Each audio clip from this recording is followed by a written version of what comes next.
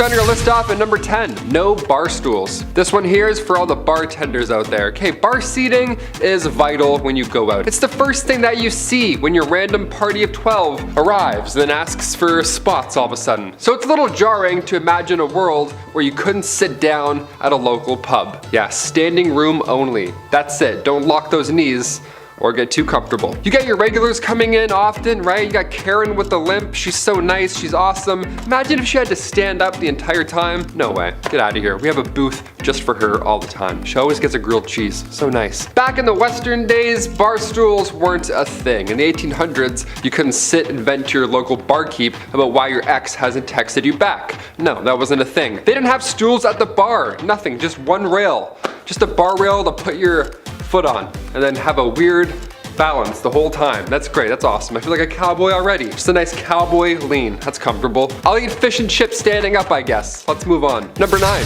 medicinal showmen. Back in the Wild West, I mean from the 1860s, from the 1890s really, they had these medicinal showmen. And it's exactly what you think. It's ridiculous. Step right up, you won't believe your eyes. Cough syrup. Crazy, right? So these guys would go town to town selling elixirs and tonics, but they would really nail the pitch. I mean, that's all they had back then. There's no science to back them up. There's no Yelp reviews. They would have pawns instead, like their friends, run ahead into town and plant themselves in the audience before these random medicine shows. That way, when the world's greatest showman, doctor arrives, whatever, he randomly picks an ill patient and then boom, just like that, they would be cured. One of the most successful of these elixirs was the elixir made by John Healy and Charles Bigelow. It was a mixture of herbs, root, and animal fat. It was said to treat any illness, but in reality it was only a laxative. What a fun show that is. Step right up. Not that close. Trust me, not that close.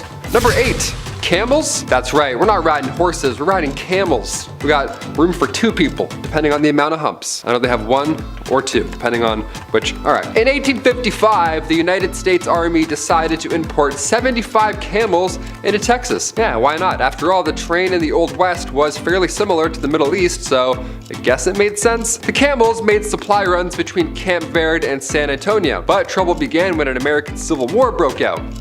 Yeah, a little bit of a thing happened there. Now eventually the camels were sold off or simply let go into the wild where they multiplied and began to cause havoc and then so on and so forth. So much so that folks began to spin urban legends, such as the Red Ghost, which was a 30-foot tall creature that made people quiver in their birches or britches, I don't know what they say, jeans or pants, whatever's Western, the Western version of pants. Trousers, that's British. Trousers is definitely British. It's not a cowboy at all. But in reality, it wasn't a monster, it was just a camel. But yeah, camels can be pretty frightening when you see just a silhouette. Again, with the 2 humps, it looks like a monster for sure. I was a kid, I went on a camel ride once and I cried. Never doing that again. Oh, so that's pretty cruel. Not riding a camel. Number 7, the Bison Express. Humans are responsible for the disappearance on many wild animals in one way or another. It's usually our fault. Yeah, going back to the Wild West, the year 1869 specifically, that's when the Pacific Railroad was done. It was open to the West to all these explorers, but now they were whipping across these wild lands in record speed, passing hundreds of bison every single trip. Eventually, it didn't take long for these railroads to advertise hunting excursions on these trains. So yeah, guests would climb aboard the top of the train cars and hunt on the top of the trains. Yeah, on the top they would just shoot these animals for sport. Obviously the train couldn't stop and go back for the bodies, so they would just leave them. This one man, Orlando Bond, nicknamed the Brick, okay, he apparently shot thousands himself. He rode the express so many times his rifle caused him to go deaf in one ear. This was done purposely to deprive Native Americans of their food supply. Now our bison's number are incredibly low, something like 2% of what it once was, and humans, well, we're still pretty garbage. What do you know? Number 6, alcohol. These saloons cowboys would visit, was there a bouncer? Did you need 2 pieces of ID? What was the drinking age back then? Well, besides the swinging saloon doors, it really wasn't a fun time at all. Alcohol back then, first of all, was basically just poison. Actually, it was literally poison sometimes. They had whiskey like 40 rods and Tao's Lightning. You have a couple of those and you're literally passing out in minutes. Nobody was getting cut off in old-timey saloons. The bartender wasn't like, hey, how about a water, buddy? Let's get you home. No, it was a show. They had this one drink on bar rail called tarantula juice. Yeah, happy 21st birthday. Go throw up. It was made from strychnine, which was actual poison. So when the whiskey wore off, the strychnine would be left over in the patron's body, and it felt like tarantulas were crawling all over your skin. Ugh, yeah, I'm good with a Bud Light Lime. Thanks, man. Number 5, the Gold Rush. Picture a billboard for the Wild Wild West, okay? What's on it right now? A cowboy tipping his hat in the corner with, 4 missing teeth, a sunset in the corner obviously, maybe a horse, and also a bunch of gold stacked up in a mine, right? Well, we've heard about the Wild West here and there, but was there really a massive gold rush? The California Gold Rush of 1849, despite what history commonly believes, wasn't the first big gold rush, not even close. The first one was back in 1799. A young man named Conrad Reed found this yellow rock right on his property. He had no idea what it was, and for years, he and his father John Reed used this rock as a doorstopper. You already know where I'm going with this. This 17-pound nugget of gold, which is worth a lot even today, back then this information was game-changing. Congress then built the Charlotte Mint just so they could handle all this incoming gold found in North Carolina right after. Then later in 1828, more gold was discovered, but this time in Georgia. This was the second rush. Then come 1848, James Marshall found gold at Sutter's Mill, California. After the third one though, that's when the thousands moved out west. That one had the biggest pull. So it's pretty big, but not the first. Number 4, the OK Corral. The shootout at the OK Corral went down on October 26, 1881. It's known as the most famous shootout in history. But should it be? Really? Going back to Tombstone, Arizona, it's 3 p.m. and we have men of the law and of course outlaws all in the same block. So naturally, trouble ensues. There's not enough land here for all of us, some rootin' tootin' shit. There were about 8 men involved in the rumble, but it barely lasted 30 seconds. Also, it's important to note the gunfight at the OK Corral wasn't even at the OK Corral. It happened near the intersection of 3rd Street and Fremont Street, right behind the corral.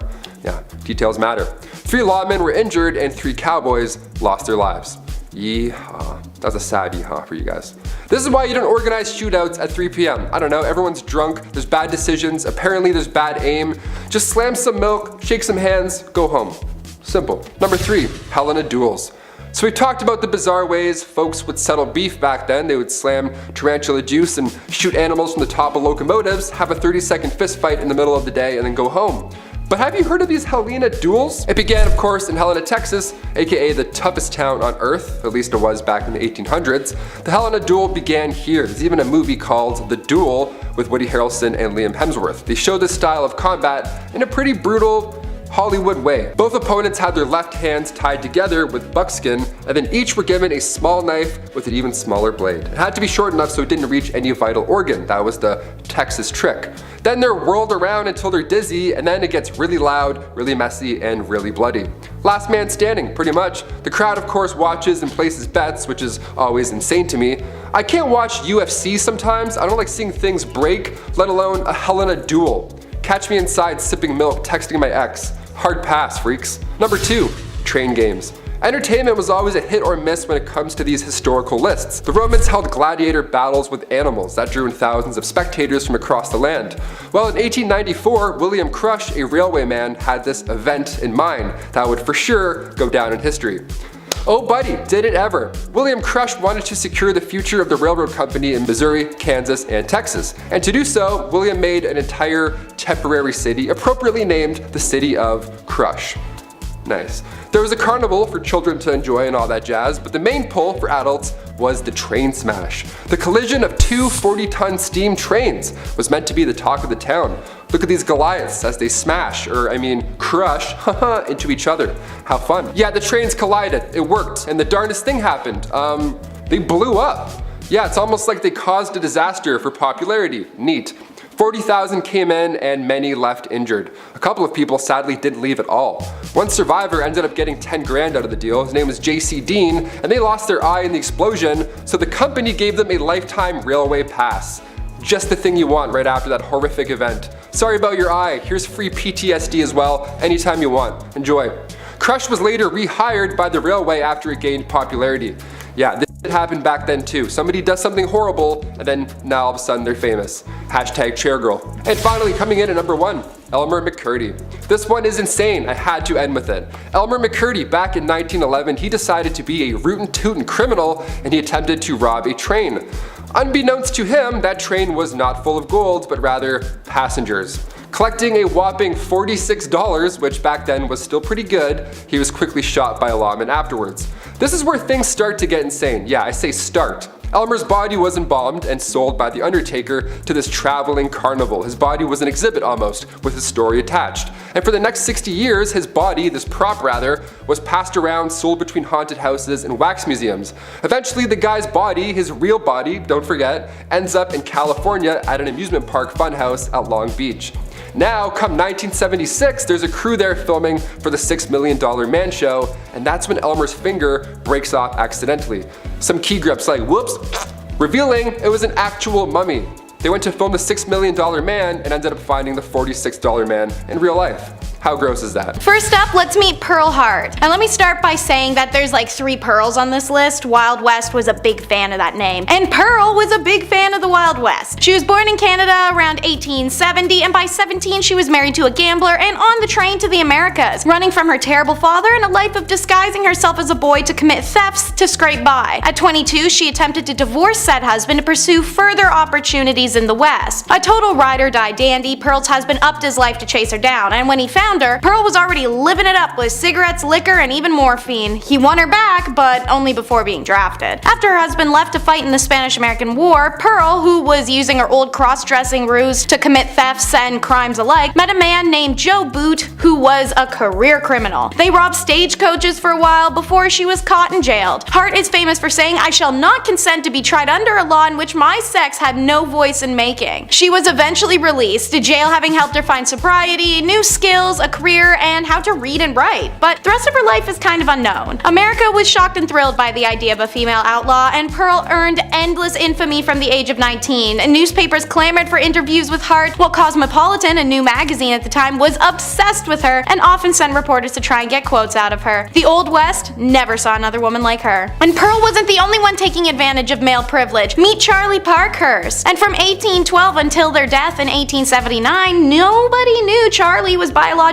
a woman. There's no official documentation on what Charlie identified as personally. If they felt themselves to be a woman or non-binary or transgender, we'll never know. The story goes that while in the poorhouse as an orphan, Charlie discovered that boys have a great advantage over girls in the battle of life, and they desired to become a boy because of it. But what we do know is that times were rough for ladies in the Wild West, so this crackerjack stagecoach driver decided to live most of their life as a man, driving stages for Wells Fargo and the California Stage Company, pulling cargoes of gold over tight mountain passes and open desert, at constant danger from rattlesnakes and desperados. But Charlie had the balls for it. They're remembered as short and stocky, a hard drinker, cigar smoker, and tobacco chewer who wore an eye patch after being kicked in the left eye by a horse, thus their nickname One-Eyed Charlie. Using their secret identity, Charlie was also a registered voter, and meaning they may have been the first American woman to ever cast a ballot, and nobody knew. After stagecoaching industry began to die due to the railroads, Charlie lived out the rest of their life raising cattle and chickens until their death in 1879. It was then that their true identity was revealed, much to the surprise of their brooding and brutal friends, and then it was documented to the world in newspapers, many of which actually appreciated who they'd been in their secret instead of belittling them in death. I'm sure Charlie would have loved to see that and know that. She's who you'd see in these old Western films. Josephine Sarah Marcus. A smolderingly good-looking actor born in 1861, Marcus ran away to Tombstone, Arizona while touring with a theater group performing Gilbert and Sullivan's HMS Pinafore. She stuck around to marry Sheriff John Banham. But 2 years later, when notorious criminal Wyatt Earp showed up, well, her marriage went cold very coincidentally as she got all hot over tall, dark, and handsome Earp. Josephine and Earp fell in genuine love, and she'd supposedly be the reason behind the famous duel at the OK Corral, a 30-second flurry of gunfire involving the Wild West superstars Doc Holliday, the Clayton brothers, and of course, the Earps. He, unlike many, was unbothered and actually more intrigued by her Jewish heritage. The Earps lived an okay life once they settled a bit, moving between mining and oil camps and eventually California to promote a movie about Wyatt Earp's lawman exploits. Unfortunately, Wyatt passes away before this is accomplished, leaving Josephine to battle it out with the studios and writers who take the original biography and turn it upside down. A commercialized depiction of her husband and an unflattering portrayal of her is released called Wyatt Earp Frontier Marshal. It came out in 1931 and fueled 50 years of Wyatt Earp mania, pro and con in print and film. Until she died, Josephine Josephine worked hard to have the correct documentation of her beloved life released. She passed away in 1944 and claimed until her dying day that Wyatt Earp was her one and only true love. Number 7. Going the distance. First things first, how much was an IPA back in the 1800s, right? What's this gonna cost? Some beers today are wild. I live downtown Toronto. It's crazy. Every bar I go into, it's insane. It's like $13 to get an IPA. It's like Gary's Rootin' Tootin' IPA. A pint made in-house with this bare feet. Tastes like a cup of nickels. Not a fan. Not a fan of the IPA game. Today we have happy hour specials, wine pairing suggestions to go along with your meal, a lovely wine sommelier to aggressively tell you which bottle to get. But back in the 1850s, saloons would price their drinks depending on how far away you had to travel just to get them. Yeah, what a weird system, right? In the Yukon, for example, their shots of whiskey were 50 cents a pop. Now, that was a lot back in the day. So if you were to ask for the same drink in a local saloon, say in Colorado, well, it'd be a lot different, it'd be a lot cheaper. If you kick the saloon doors open and you're out of breath, well, it's very clear that you've traveled a long way. Hey, this guy's out of breath. Let's charge him double for all of his troubles. Why not? Let's go. Get off the floor. So out of breath, he's like, give me some water. How do they kick open saloon doors? They would just swing right back. They're not ideal doors to kick open. Number 6, missing mines. There's billions of dollars worth of gold just lost at the bottom of the ocean. That's fun. It's out there right now, waiting for you to go and get it. Right after you click that thumbs up and subscribe to our channel. Right after you do those things, go and find that gold for us. But if swimming isn't your thing, no problem. Try the West. Plenty of gold out there. There's dozens of lost treasure troves just hidden in mines, like the San Saba gold mine, for example, or the Wheelbarrow mine, for example, or more that I'm not gonna name because, well, maybe I'll go check them out myself. I don't know. None compare to the Dutchman mine. That one is very special. Now, this legend has it that a man named Jacob Waltz, a German prospector, he found the richest gold mine in the world. Now, that's what he told his friends. And would we ever lie to our friends about gold? No, never, okay? I certainly wouldn't. It's definitely real, man, for sure. First gold rush was back in 1799. A young man named Conrad Reed found this big, shiny, yellow rock. He had no idea what it was. And for years, he and his father, John Reed, used it as a door stopper. Yeah, the 17-pound nugget of gold. He just grabbed it, threw it on the floor, and then held his door open all day. Hey, come on in, here's company. Watch your foot over that big stupid rock. Back then, this information was game-changing. Congress then built the Charlotte Mint just so they could handle all this incoming gold found in North Carolina. Because yeah, people started to catch on how much it was worth. Put that in my pocket, thanks. Number 5. Cowboys and aliens. Here we go. Of course, wouldn't be a Taylor McWaters list. There wasn't any alien nonsense. Long before the Roswell incident in New Mexico, which we've talked about plenty of times here, aliens may have visited us before. Yeah, old cowboy stuff. This report came from 1896, when 2 men in California all reported that 3 alien beings were trying to abduct them. Yeah, it wasn't a sighting. They were trying to trying to grab them and pick them up. That's terrifying. They take my hat. One of them was even a colonel. Colonel H.G. Shaw and Camille Spooner were both going from the town of Lodi to the Fresno Citrus Fair, which sounds like a wonderful time. Sounds like a great fair. But en route, they were greeted by 7-foot-tall, slender aliens. Apparently, that's pretty jarring. The aliens didn't end up taking the 2 men because, well, they were too heavy and, well, one's a colonel, so he probably, gave a nice left hook or something. But they said they fought off these aliens. That was their legit excuse why they didn't get abducted into outer space. Because 2 cowboys fought 7-foot-tall aliens. Do we buy it? I buy it. I don't know. Why would they make it up, right? They don't know what aliens look like. Nope wasn't out back then. They have no reason to lie. They're just bored, going to a saloon for 4 days. Yeah, it's probably fake. I don't believe it. Number 4, old true crime. If you're going to parody the Wild Wild West, you need a horse, a hat, a big sack with a $sign on it, right? Wasn't it like Bandit Central back then? Weren't there bank robberies on every dusty corner and every dusty town? No, there wasn't at all. That wasn't actually a thing. This wasn't The Town with Ben Affleck. That's not a thing that happened. Bank robberies didn't happen back then at all. In fact, during the Wild West era, officially declared from 1865 to 1900, there were only 8 bank robberies in total. In total, that's it, 8. That many years. Along 15 western states, there were only 8. To put that in perspective, in 2017 alone, there were roughly 4,000 bank robberies in the United States, which is a bit more.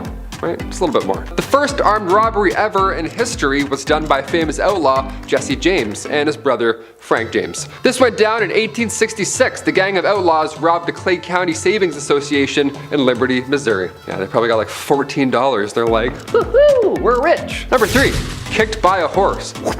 Here we go. We've heard about this at some point. People getting kicked off of horses or by horses, around horses, or bulls. That's crazy. I don't know how people run with bulls. But did it actually happen back then? Turns out getting kicked in the head by a horse back in the 1800s was like getting in a car accident today. If you have a horse, the odds are significantly higher. It's probably gonna happen at some point in some way, shape, or form. Bill Pickett just sounds like a Western man already, doesn't it? Bill Pickett was born in the late 1870s and he invented the bulldogging practice, which, bear with me, sounds a little worse than it is. The practice is to jump from the back of a horse onto a wild steer. It's like, I guess cowboy stuff. There's many that attempted this move, this trick, I don't know, like a trick, like it's a skateboard trick, I don't know. Many attempted this and then they failed. Yeah, it's almost like you can't wrestle a wild animal and easily live to tell about it. Weird, right? I've read it, I've seen some things. But even Bill Pickett himself got trampled and stompled to death in 1932. Holbrook Lynn, a Broadway star from the late 1800s, also met their fate from a horse accident. Imagine that, it's headlines. Malcolm Baldrige Jr., an American politician from the late 80s, rodeo accident. Brutal way to go. These are wild. I did not know about a lot of these. There's so many. Look into them if you want. Such a grim list. Top 10 people that have been killed by a horse. I don't know. Maybe. We'll see. Number 2, business in the front and also the back. I love going to a pub, right? And right as the night begins to decline, a band always appears out of nowhere, right? You're like, yes, there we go. We have a band. Now we're staying for 9 more hours. Let's do it. We have a night. Good or bad, we love a band. Play, shout, I don't care. But bars back in the Wild West, not many bands. Wasn't so fun. Not a lot of jazz going on in those saloons. Not a lot of open mics either in the 1800s. Turns out that's no fun. Back in the 1800s, these saloons were only for business. That was their sole purpose. Come in here, drink something awful, put that weird foot up, and make a deal. The odd time, sure, you'd have poker, dice to be laying around, a piano perhaps. Maybe some jazzy fingers would make their way in and quickly leave, I don't know, but it wasn't common. When saloons first popped up in Wyoming back in 1822, most of the time, it was only reserved for lawmen, miners, and gamblers. That's it. So if you walk in thirsty, they're like, gamble, I guess. I don't know. You're gonna have to trick your way in here. And finally, number 1. The gallows. We've mentioned the gallows many times on here before, especially on BumbleBee. It's almost like humans are consistently cruel and awful to others or something. Odd. But when it comes to meeting your fate in the Wild West, well, it sounds horrible to say, but with everything else that we've heard, at least being hanged was fast. Being kicked by a horse and whatever comes afterwards, probably not so quick. And in the case of Tom Blackjack Ketchum, it was a historical death. See, after a train robbery gone wrong, Tom Ketchum was held in prison until his date with the gallows arrived. But while waiting in prison, he gained weight. This guy was eating. He was eating good, apparently. He weighed around 200 pounds by the time of his demise. And dark detail here, but his body was so heavy that when he was finally hanged, his head left his body. It kind of like, it popped off his torso. It's disgusting, but we have to end on that. I can't go from a guy losing his head to like camels. You know what I mean? Doesn't make any sense. Kicking off the list at number 10, medicine shows. Nowadays, medical shows are fascinating. Dr. Pimple Popper, I can weirdly watch that all day. There's something about animal rescues, home renovations, or chiropractic adjustments, I could never be bored. So back in the Wild West, the 1860s to the 1890s, they had medicinal showmen. Yeah, these guys would go town to town, of course selling elixirs and tonics, but they would really nail this pitch. They would have pawns run ahead and plant themselves in the audience for these random medicine shows. That way when the world's greatest showman doctor arrives, he randomly picks an ill patient and then boom, just like that, they would be cured. One of the most successful of these elixirs was an elixir made by Kickapoo Indian Medicines from John Healy and Charles Bigelow. It was a mixture of herbs, roots, and animal fat, said to treat any illness, but really it was more of just a laxative, so you were just in the bush and hoping it got better. Number 9. Hop on my camel, partner. When you think of the Old West, you think long open ranges, spurs on boots, and cowboys riding camels? That's right, in 1855 the United States Army decided to import 75 camels to Texas. After all, the terrain in the Old West was fairly similar to the Middle East. The camels made supply runs between Camp Verde and San Antonio. But trouble began when the American Civil War broke out. Eventually the camels were sold off or simply let go into the wild, where they multiplied and began to cause havoc. So much so that folks began to spin urban legends, such as the Red Ghost, a 30-foot tall creature that made people quiver in their britches. When in reality, most people had never seen a camel before, and it was just a feral camel wandering the desert. But I mean, who knows? If Star Wars had a 30-foot camel in the snow, what's to say there isn't one running around in the American desert? Number 8, missing minds. There's billions of dollars worth of gold lost at the bottom of the sea. It's there right now, waiting for you. Yeah, I'm talking to you. But if you don't have goggles, maybe swimming just isn't your thing, no sweat. Try the West. Yeah, there's dozens of lost treasure troves hidden in mines still to this day, like the San Saba gold mine or the Wheelbarrow mine. There's a few we have heard from in literature from old maps, but none compared to the Lost Dutchman mine. The legend has it that a man named Jacob Waltz, a German prospector, found the richest gold mine in the world. That's what he told his friends, and would we ever lie to our friends about gold and the location for it? No, absolutely not. The first gold rush was back in 1799. A young man named Conrad Reed found this yellow rock, had no idea what it was, and for years he and his father used it as a doorstopper.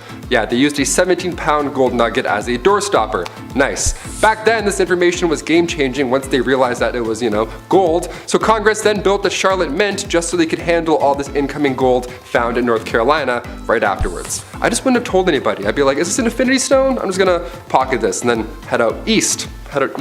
What's that smell? Let's continue on that last point about cooking, because I got a humdinger of a fact that'll make that last one seem downright appetizing. If brains and guts didn't turn you off cowboy cooking, let me tell you this. The Great Plains and the frontier weren't exactly known for being particularly arborous. That's a $5 word that means there weren't a whole heck of a lot of lumber to make into firework, not too many trees around in the desert. So if folks wanted to get a proper bonfire going, you'd have to get creative and use alternative kindling. Namely, feces. Lots and lots of buffalo crap. Now if you're still watching this video and you ain't clicked out, let me keep explaining. It sounds horrifically disgusting, and I certainly would not recommend you use feces should firewood be available, but by all accounting, prairie chips, as they call them, were plentiful, easy to find, and worked real well as kindling. They were quick and hot and allegedly didn't smell half as bad as you think, but I'll take their words for it. I would not be surprised none at all if life on the frontier didn't burn their sense of smell. Living in a mining town was expensive. Now this might surprise you, but working in a mine in a mining town wasn't particularly a good time. It wasn't just awful and hazardous to your health, making your lungs black as midnight on a moonless sky, but it was also affecting your wallet. In fact, living in a mining town was more expensive than it was to live in modern day Silicon Valley, and cowboys don't even have the luxury of Uber Eats. You had to wrestle up all that food yourself. You think inflation's affecting your grocery bill now? During the gold rush, real shucksters would price gouge on everything. If your town was getting hit by that gold rush and prospectors were swarming on in, general stores would raise the price on everything to crazy degrees. For example, a carton of eggs from a flourishing store in California would run you $3 in 1951. Now that don't sound too bad, but adjust that for today's inflation, and that carton of eggs comes out to $105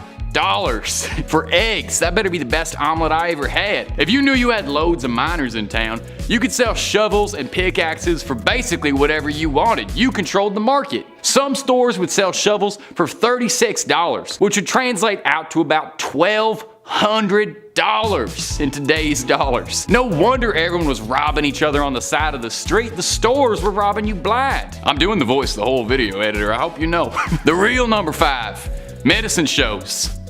So after a long day being gouged at the market and eating bacon cooked over buffalo poop, you'd probably want to wind down and take in a show. Now I mentioned before you could catch a cowboy show, but if you were all caught up, maybe you'd want something else. What about a medicine show? Now healthcare wasn't much to shake a stick at back then. As such, 'tweren't uncommon to have a quack ride on into town and start offering a miracle cure for all that ails. Just a drink of this miracle solution and watch your health improve. You see, troublesome things like the FDA or advertising laws didn't exist way back when, so you could basically say your product did absolutely whatever and it was fine, and by God you could put whatever you wanted in it. You've all heard the legend of where Coca-Cola gets its name, and I'll tell you, there's a reason for that. Over the years, the art of the snake oil salesman became a performance on its own, an art form if you will. Medicine shows would have events like burlesque dancers, dogs and ponies, a pie eating contest, all to get sales through the roof, and it worked. These doctors would take in hand over fist. Way easier making money than robbing a train. You just gotta rob people blindly and tell them that you're helping them. Number 4, watching a hanging. Johnny Cash shot a man just to watch him die once. If only he'd known that you could just head on out town square to watch a man die, could have saved himself those Folsom Prison blues. In fact, I never understood why he was complaining about Folsom Prison. He put himself in there. It wasn't uncommon back then out in the frontier for a sheriff to try and swing folk into a good mood to try and make light of a bad situation. Supposedly it boosted morale around town if you watched an outlaw hanging from a tree. And dark as this is, it was a bit of a practical thing. There weren't nearly enough lawmen to stretch across the frontier, so if someone was causing trouble, oftentimes it was a little easier to string them up and sort all that business out later. Crowds would love this too. It might seem a bit grim to you and me, but this would be a whole family affair. You'd bring everybody out to come hurl insults and throw vegetables at a local horse thief, and it was less like an execution and more like a sport, you know? Good fun for the whole community that brings everybody together. Number 3, drinking poison. There are few Western locales or imagery even half as iconic as the saloon. Imagine them doors swinging on open, a cowboy moseying on in, looking to find out who killed his paw. The kind of place you could play cards and get yourself a stiff drink. A real stiff drink. Because if you drank what they were drinking back then, you'd be in a ditch with your eyes rolled back and the buzzards picking at your ribs. There really were not many laws or regulations way back when it came to what you could serve, so bartenders got real creative with what they put in their cocktails. Old West drinks had great nicknames like cactus poison, coffin varnish, tangle leg, which all sound mighty appetizing. Or maybe you're fixing for tarantula juice, a drink sold in Sierra Nevada which contained actively toxic poisons and wood grain distilled from turpentine. Goes down easy with a little bit of a kick. Of course, drinking this wouldn't just have you feeling silly, but it would also give you a sensation that you had things crawling through your skin, muscle spasms, lockjaw, but hey, it's still better than drinking Mountain Dew. Number 2, crooks were celebrities. Celebrity worship ain't nothing new to the United States. America's always had celebrities. While today we might be obsessed with troublesome bad boys like Kanye West, back then their bad boys and celebs were thieves, killers, and all manner of crooks. Legendary outlaws like Billy the Kid inspired fans the way we talk about celebrities now. In Kid's case, someone had published a biography about him not even a month after he was cold on the ground. Outlaws were romanticized like Robin Hoods, stealing from the wealthy and giving to the poor. This perception came from the fact that most outlaws came from pretty humble beginnings and turned to crime as a means of survival. Additionally, the harsh conditions of life on the frontier led to a natural mistrust of authority, which fueled admiration for men like this who stuck it up to the law. You'd read stories about them in the newspaper and books, heck, you'd even get trading cards of notorious crooks with a pack of cigarettes. Of course, lawmen got famous too. Wild Bill Hickox was a lawman and then he went on to do all them cowboy shows. Makes a lot of sense if you really think about it. These fellas were larger than life storybook characters, except they lived in your town and you could go and shake their hands and ask them about their adventures. Of course those people would become heroes. And number 1, anyone could be sheriff. When you think of the Wild West, and a sheriff in particular, you might rustle up the image of a square-jawed, handsome fella in a white hat that protects the people of his town from all kinds of evildoers. Well, maybe for John Wayne and Clint Eastwood, but the truth was sheriff was hardly the glamorous position the movies make it out to be. The sheriff was basically just a guy. Each state had their own requirements for being sheriff, and none of them really had anything to do with how equipped you were for the job. Now, many towns were rapidly expanding and needed law enforcement, but there were very few formal qualifications for such a thing. As a result, many sheriffs were frequently untrained and inexperienced, lacking any sort of skills necessary to enforce the law. In some cases, sheriffs were appointed based on their political connections, ain't that the truth? Which led to all kinds of corrupt folk taking on the role of sheriff and using that power to benefit themselves. Heck, there weren't even rules about criminal records. You could very likely have a convict as your sheriff. In one infamous case in Bannock, Montana, their town's sheriff was allegedly running a conspiracy gang of stagecoach thieves on the side as a part-time gig from looking after the town.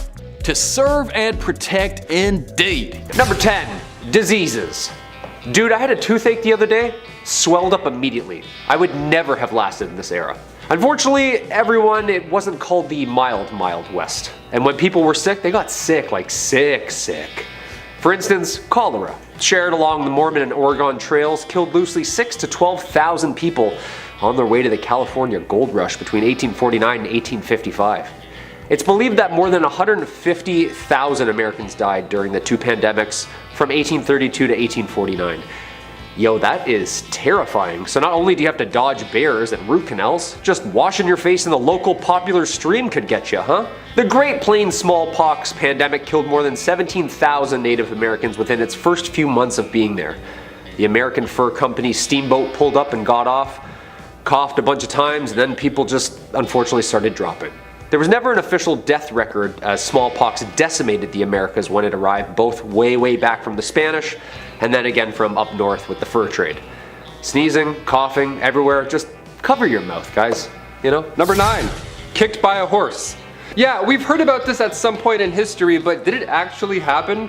Like, how often was somebody just so then that's it? Turns out getting kicked in the head by a horse back in the 1800s was like getting in a car accident. It happened pretty often, my friends. Yeah, it's pretty sad. Bill Pickett, just sounds like a Western man right off the hop. Bill Pickett was born in the late 1870s. He invented something called the bulldogging practice, which is to jump from the back of a horse onto a wild steer.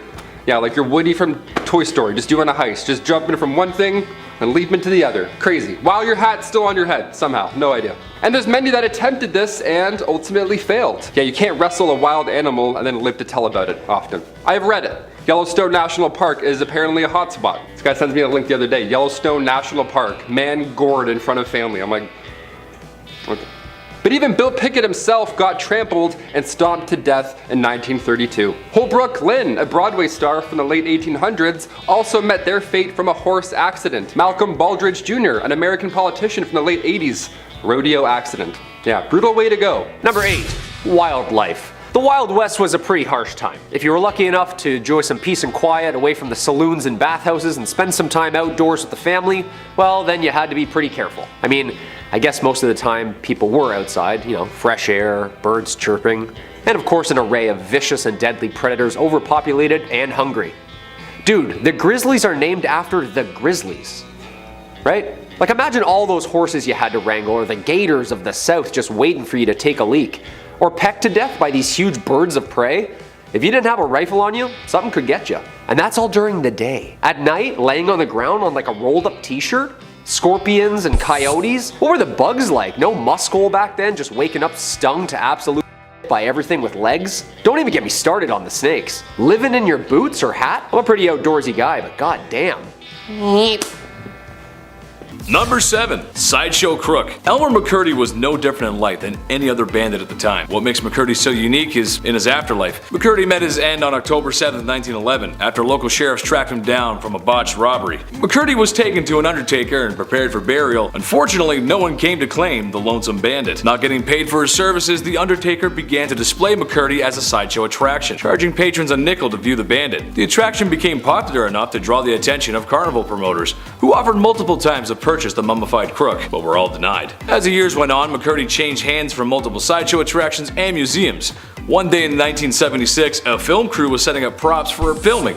When someone began to move what they thought was a wax mannequin, it actually turned out to be poor old Elmer McCurdy himself. Eventually, McCurdy was laid to rest in a grave, where 2 feet of concrete were poured over his casket to make sure no one would come to steal the sideshow crook. Stay in the hole, partner. Number 6, cowboys and aliens. Long before the Roswell incident in New Mexico back in 1947, aliens might have actually visited us. Yeah, the report comes from 1896 from 2 men in California. They reported that 3 alien beings were trying to abduct them. Were these just cowboy pranksters? Maybe they had a few shots of whiskey from the saloon? No, one of them was a colonel. Colonel H.G. Shaw and Camille Spooner were going from the town of Lodi to the Fresno Citrus Fair, which honestly sounds like a wonderful time, just saying that. But en route, they were greeted by 7-foot-tall, slender aliens. Yeah, the aliens didn't end up taking the 2 men because they were too heavy. These aliens were too thin and weak. Legit, that was the reason. They just couldn't grab them and take off. So they got back into their spaceship and they took off. How embarrassing is that? Hit the gym, E.T. Number 5, Romeo and Juliet. What's in a name that which we call a rose? Any other word would smell as sweet? It's often said that art imitates life, but sometimes life can be stranger than fiction, and oftentimes really similar. The Hatfield and McCoys were 2 feuding families in the time of the Old West, whose hatred of one another runs deep. The most serious issues being family members removed, Old West style, by the opposite family, and in one case, a court battle over the ownership of a barnyard pig. But perhaps the best story to come of this feud is the love affair of John C. Hatfield and Rosanna McCoy. The 2 lovers met and instantly fell in love with each other, their families instantly disapproving of their newfound love. Similar to William Shakespeare's Romeo and Juliet, the star-crossed lovers story ends in tragedy. After multiple attempts to rekindle their love, including a daring rescue organized by Rosanna to free Johnsy from her own family, their love never resparked, and Johnsy went on to marry her cousin. It's said that poor Rosanna died of a broken heart. He loves me, He loves me not. He loves me. He loves my cousin. Number 4. Bank robberies. If you're going to parody the Wild Wild West, you need a horse, you need a hat, and you need a big sack with a $sign on it. Apparently, wasn't it like Bandit Central? Weren't there bank robberies on every dusty corner in every dusty old town? No, there actually was very little, in fact. Bank robberies didn't happen that often back then. In fact, during the Wild West era, officially declared from 1865 to 1900, there were only 8 bank robberies in total. To put that in perspective, in 2017 alone, there were around 4,000 bank robberies in the United States. So it got a lot worse after the Wild Wild West. Now we're on like Wild Wild Wild, it's like 17 wilds at this point. The first armed robbery ever in history was done by famous outlaw, you may have heard of them, Jesse James and his brother Frank. This was in 1866. The gang of outlaws robbed the Clay County Savings Association in Liberty, Missouri. We know all these bandits, but it's like they're just robbers, they're just bad people. We shouldn't really know them or glorify them. But they do this and ride horses, so it's kind of fun. And the number 3 spot, Good Bad Town. On your way out west, you may come to find that the unsettled lands are full of danger, bandits, crooks, perilous weather, and the occasional tummy ache. When the town of Palisade, Nevada's railroad was expanded and people began to arrive in droves, the town boomed, but so did their boredom. Palisade was rather mild compared to the rest of the expanding West, so much so that when tourists began to complain of Palisade being nothing like the dangerous towns they read about in their dime novels, the people of Palisade acted by staging fake bank robberies, gunfights, and even Native American battles between them and the army, with sometimes the Native Americans participating. Also going as far as using real cattle blood during the staged combat. The citizens of Palisade were such effective actors that a lot of tourists began to run back to the train in fear of what they were seeing. Nothing more American than capitalizing on boredom. Number 2, Helena duels. Have you guys heard of Helena duels? They're pretty intense, and they're a bit more intense than breakdancing battles, which honestly it's pretty close, but these are like right above it. Helena duels began, of course, in Helena, Texas, aka the toughest town on earth. At least that's what they called it back in the late 1800s. It still is pretty close. The Helena duel began here. There's even a movie called The Duel with Woody Harrelson and Liam Hemsworth. They showed this style of combat in a pretty brutal cinematic way. Opponents' left hands were tied together with buckskin and each were given a small little blade. It had to be short enough so you couldn't reach any vital organ. That was the trick. It was a brutal detail that made this an unusual event. But just like the Romans and the Colosseum, everybody likes watching violence. Depending what era it is, people are like, yeah, we'll still show up and watch people die, sure. People would make bets during these duels. How did anybody watch these at all? I can't even scroll through Reddit at night without seeing something awful, let alone a Helena duel at like 4 p.m. And the number 1 spot, I don't like your snoring, partner. There were a handful of dangerous criminals back in the Wild West. This includes John Wesley Hardin. Born to a reverend in 1853, his parents hoped he would grow up to be a preacher. He turned out to be one of the most deadliest outlaws to ever live. Hardin claimed many lives over the years, but most bizarre was when he shot a man for snoring. One night in 1871, while staying at a hotel, Hardin was having trouble sleeping due to the man in the next room snoring loudly. Hardin promptly shouted at the man to stop snoring. Irritated with no response, he fired several shots into the next room, claiming the man's life. After years of being an outlaw and spending a lot of time in jail, he was released for good behavior, where he then received a full pardon.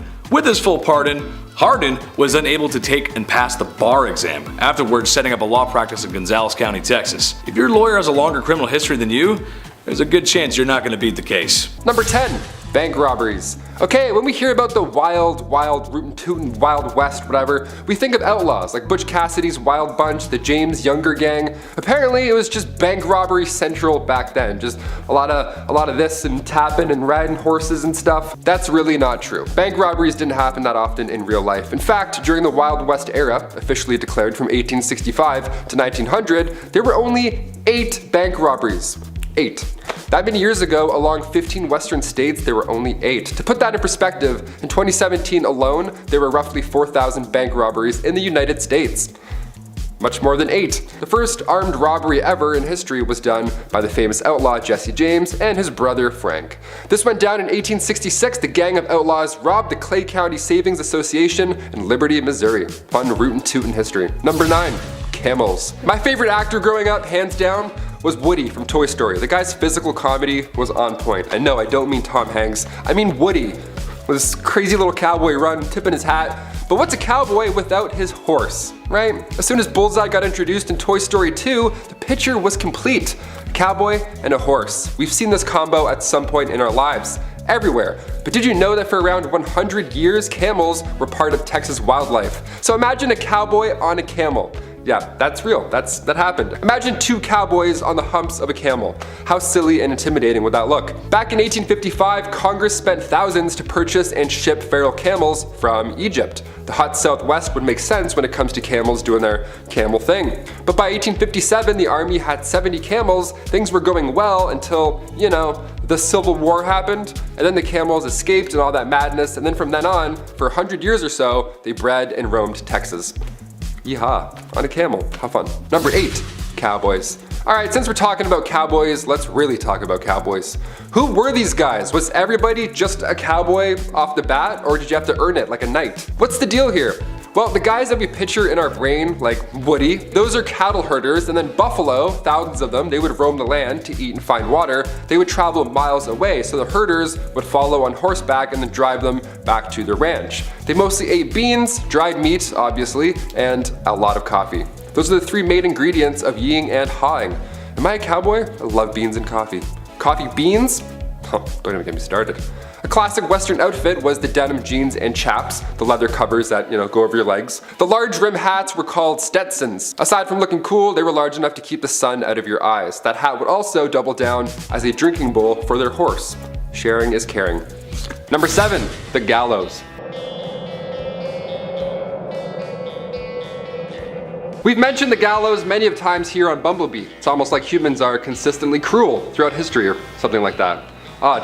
When it comes to meeting your fate in the Wild West, it sounds horrible to say, but with the rest of this list coming up, at least being hanged was fast. You know what I mean? And in the case of Tom Blackjack Ketchum, it was historical in a historically awful way.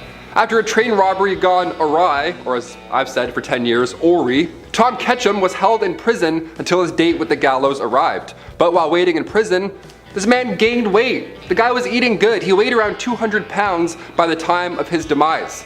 And dark detail here, but his body was so heavy when he was hanged that his head just kind of, I don't want to say anything here on YouTube, but like his head, that's all I'll say, just. Number 6, topicals. If we know anything about doctors from history, is that sometimes they didn't get it right. Most of the time, super helpful, and then like sometimes, yeah, I have a cough, here's some ammonia. Come on, you can trust me. Just call me Doc. You know what I mean? Doctors in the mid-1800s, wild west times were just like jarring and bottling everything up. Everything had a remedy. There were coaches that would just sell topicals and ailments. Hair loss? Here you go. Sore legs? Here you go. Tuberculosis? Ooh, yeah, sorry son, that's gonna kill you. We don't have a cream for that one. And tons of painkillers, of course, like opiates, morphine. Everyone's running around jonesing with cold sweats. Basically, you could just pull up to a remedies wagon and ask for either cocaine syrup or cannabis fluid or opium needles and be on your way. Every elixir, cure, and potion. This time literally went from medieval root canals to widespread vaccines in like 60 years. Pain leaves for headaches? Ooh, I'll take that one, please.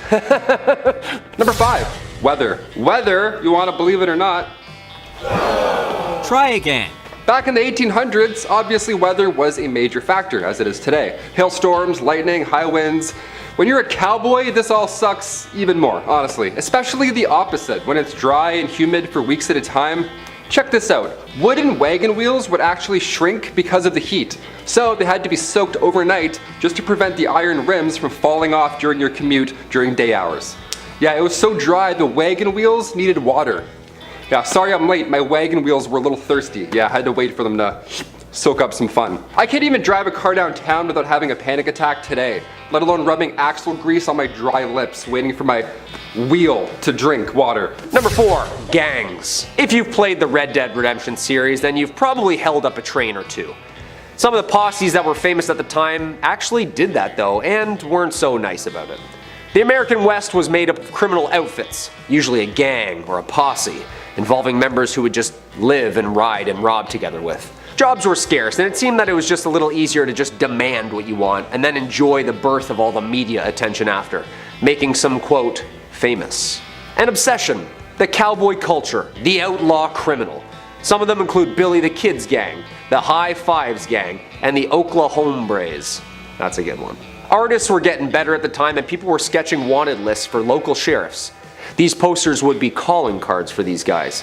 They kept them, put them in their pockets as souvenirs.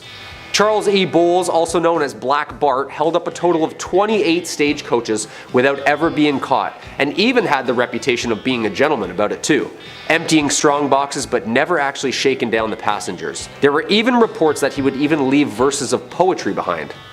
Guy's a smooth criminal, huh? Number 3, the night after. I'm sure the Wild Wild West was wildly lonely. Definitely, this isn't news. Like Kyle said, we've played Red Dead Redemption, just wandering around alone. Sometimes you need more than a train heist, right? Sometimes you need love.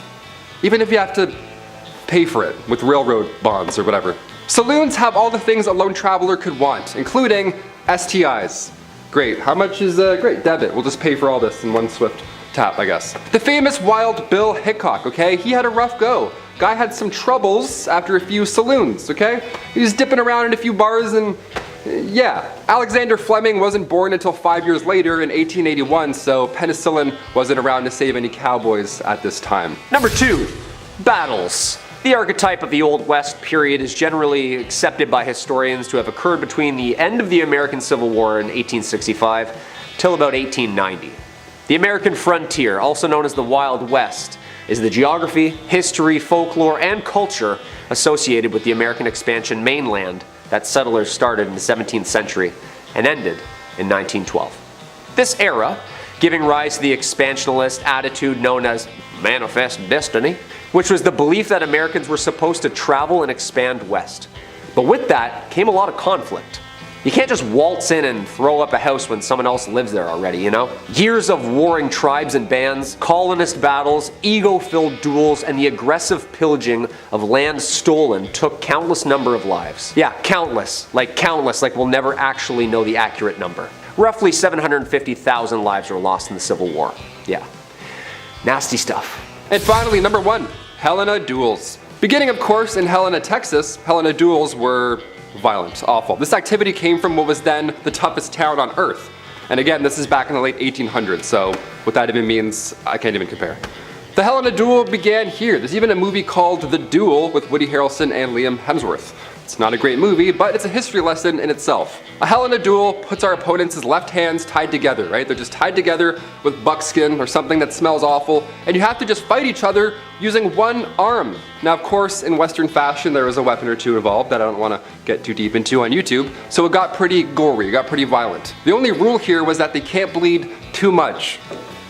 Awesome, that's a great fun rule, like whipping that one out on Saturdays. Hey, no one bleed too much or else, then we gotta stop. I thought UFC was brutal, let alone a Helena duel, starring Liam Hemsworth, of all people. Really?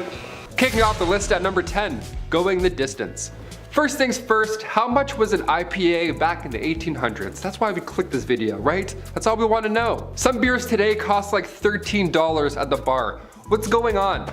Nowadays we have happy hour, drink specials, wine pairing suggestions that go along with your meal. We have affordable alternatives today at the bar. Back in the 1850s, saloons would price their drinks depending on how far away you had to travel to get there. Isn't that wild? In the Yukon, their shots of whiskey were like 50 cents a pop. That was a lot of money back in the day. If you were to ask for the same drink in a local saloon, say in Colorado, you could get numerous beverages for the same price. And as you would expect, the fancier the establishment, the more you'll spend. But either way, it's not going to be comfortable. Number 9, manure everywhere. The 1800s were changing times, especially on the western frontier. Cities were being built, America was under reconstruction, and if you see my video on the 1800s technology, then you know how things were about to get a little wild. Except something I want to talk about today is, well, it's gonna drive moms and wives nuts across the country. How many times have you told your husband or the kids to wipe off their feet before coming into the house? Or stop wearing their shoes in the house? Right? It's the worst. I'm sorry, Mom. Okay, but imagine that, except everyone is bringing in their muddy, bloody, and manure-covered boots into the house. Horses and livestock were just a part of everyday life. That means droppings, or road apples, as they're so commonly called. The smell alone on a hot summer day could make any cowboy turn green. I think I'm going to puke, Dutch. Number 8, no stools. Okay, this one's for all the bartenders out there. I see you. I respect you. Bar seating is vital. You get your regulars coming in. Joan with a limp, she's so nice. She's always so nice every day. Always gets a grilled cheese. She's the best. Always a smile on her face. Individuals who want to grab a bite and read the paper, obviously they don't need to take up an entire table for 8, so you have spots at the bar. It's ideal. We're used to this. But back in the Western days, bar stools just weren't a thing. Bar spots it didn't exist. You couldn't sit and vent to your local barkeep about why your ex hasn't texted you back. They didn't have stools at the bar. They just had the rail at the bottom for your foot. Just that little bar rail there for the little lean right there. A nice cowboy lean. Yeah, I'll just eat fish and chips standing up leaning. Awesome. Just the thing you want after walking in the sun all day long. A foot rail. Number 7, communal towels. Ugh, this one's so rough. It's exactly what you think it is. It was a ride. Today we have paper towels that you pump like 13 times just to get a little sheet. Or sometimes, if you're lucky, that Dyson air drying thing where you just dip your hands in for like 13 seconds and then it's done. You're like, oh, the future is here. That's always fun, that one. Back in the Old West, communal towels were often used in public restrooms and other shared spaces. Yeah, just one towel for all. Just to dap off everything that's wet or damp back then. Ew. These towels were usually made of cloth and hung on a rack for multiple people to use just in public, like it's your bathroom. While this may seem unhygienic by our modern standards now, it was a common practice at the time. So yeah, I don't know, we can laugh a bit, I guess. People were generally less concerned about the spread of germs and diseases back then, and communal towels were convenient and they were a cost-effective option for public spaces. However, with the rise of awarenesses about hygiene and germs and all that nasty stuff, the use of these towels eventually fell out of favor in the earliest 20th century. Thank God. Imagine dapping off your lips after eating some wings with a communal towel. Some cowboy just, you know, and then and then you come in and wipe your, that's so gross. Number 6, hair care? Yeah, I added a question mark there because, I don't know, not much TLC going on top back then. Throughout history, people have used a variety of natural ingredients for hair care. Nowadays, guys have it too easy. It's like Axe 5-in-1. It's like hair, armpits, legs, feet, all like, no way you can do all of that. Popular methods in the Old West were whiskey and castor oil. Yep, all on your big exposed head, right in the sun, there you go. Pantene Pro V wasn't a thing then, so folks were rubbing their heads clean with castor oil. That's a nightmare. Whiskey was believed to help cleanse the scalp and often promote hair growth, while the castor oil, that option, that was thought to moisturize and condition the hair. So that'd be a fun 2-in-1 back then, that's great, put that in the stocking. These ingredients were readily available and most importantly, they were affordable, making them popular, but also, realistically, it was their only option. Guys doing whiskey, he's like, yeah, let's clean it up, clean up top. It's so hot. It's like, ugh, really burns. Number 5, medical shows. Today, medical shows, they're fascinating. Dr. Pimple Popper, I'll watch that all day while I eat. I don't even care, I'm disgusting like that. Dude's getting mashed potatoes squeezed out of their back, so I'm like, let's go, I love it. I'm slapping that thumbs up, it's my shit. Back in the Wild West, the 1860s, the 1890s, you know, they had what's called medicinal showmen. These are, what an absolute joke, what a con. These guys would go town to town selling elixirs and tonics, everything one needs to live a happy and comfortable Western life, but they were full of lies. None of this shit is true. These professional medicinal showmen would have pawns run ahead and plant themselves in the audience before these random demonstrations of amazing medical elixirs, right? These shows, bunch of bullshit. They would call up random audience members, that guy that ran ahead, and then use one of these elixirs and magically treat their ailment on the spot in front of the public, right? Almost as if it was a magic show. One of the most successful of these elixirs was the elixir made from John Healy and Charles Bigelow. It was a mixture of herbs, roots, and animal fat, said to treat any and all illness, but in reality, it was just an extremely strong laxative. So yeah, if you're gonna take it, make sure you're close to home. Yuck. Number 4, bad bartenders. When we think of old saloons, old West saloons with the swinging doors and stuff, a few catchphrases and a cowboy with some whiskey, all that good stuff, the bartender back then would pour a drink, the cowboy would take the bottle instead. So illegal. Sir, that's that, please put that back. Back in the wild Western days, grabbing a drink at the bar wasn't like that at all. It wasn't like anything you see in the movies. It sucked. Bartenders, they had no regulations to follow behind that dirty bar. But not only was it very high proof, but some bevies like tarantula juice it would just poison you. It was literal poison. If its name didn't tip you off, it was literally made with poisonous ingredients, because that's how cowboys did it back then. But they're hairs. I don't know. Tarantula juice was made from strychnine. If you drink it, you're gonna feel like there's tarantulas crawling all over your skin. That was their pitch back then. They're like, happy hour, come get tarantula juice. I'm like, awesome, thank you so much. How do I not tip? Which button do I press to not give you money, you freak? Number 3, grow it out. In the Old West era of the United States, men often grew their hair long as a practical choice rather than a cool fashion statement. You know what I mean? All those bandits with their long hair, they had to. Living in the rugged and often isolated terrain of the West, men had to perform many physically demanding tasks like hunting, ranching, mining, pouring whiskey drinks and tarantula juice. Long hair would help protect their scalp and neck from the sun and wind and all that good stuff. But it's important to note that haircuts were not always easily accessible back then. And many men back then could not afford them or did not have access to a barber. It's like, I can't cut it. It's like, where? We don't have anything. We don't have dental. What do we do? As a result, growing their hair long became a practical and functional choice for many men back in the Old West rather than, style. They were going for looks back then. They weren't doing man buns, doing the cowboy thing. They're like, no, I have bugs. I don't want you to see my bugs. I'm gonna grow it, thanks. Number 2, outhouses. This one here stinks. In the Wild West, outhouses were sadly common as indoor plumbing was not yet available. Didn't think of that yet. So these structures were often simple and consisted of a small building, if you want to call it that, with a hole in the ground for your waste disposal, if you want to call it that. Now, due to the unsanitary conditions and lack of proper waste management and knowledge about germs and stuff, outhouses could attract a variety of insects and other pests, and it was just bad to go in there. Flies, mosquitoes, other bugs, they were commonly found in and around these structures, and they could potentially transmit diseases to humans. So if you're in there, you really get your business done and then get out. You don't want to waste time. You're not checking any tweets while you're in there, that's for sure. Despite the unsanitary conditions of an outhouse, they were a necessary part of daily life in the Wild West. And people learned to tolerate the bugs and just deal with it because they're like, you know what, this is better than going on outside. Whatever's going on out there, we're good. Close that up. One time I went to a cottage when I was younger and my mom didn't tell me that they had only an outhouse. No running water the entire week. I was like, awesome, let's turn around, I guess. I'm not doing that. I held it for like 7 days straight. It was a nightmare. And finally, number 1, broken bones. I'm lucky enough to have never broken a bone. I mean, knock on all the woods. But what if you did back in the old Western days, right? Then what would happen? But is a cowboy gonna heal you up? No. What if you were trying to learn a kickflip and you broke your leg? Then what? What are you gonna do? If the dental plan was any indication, it's not pretty, not a lot of options. In the Old West, broken bones were a common occurrence, particularly among those who worked in physically demanding jobs, like ranchers, miners, cowboys, around livestock.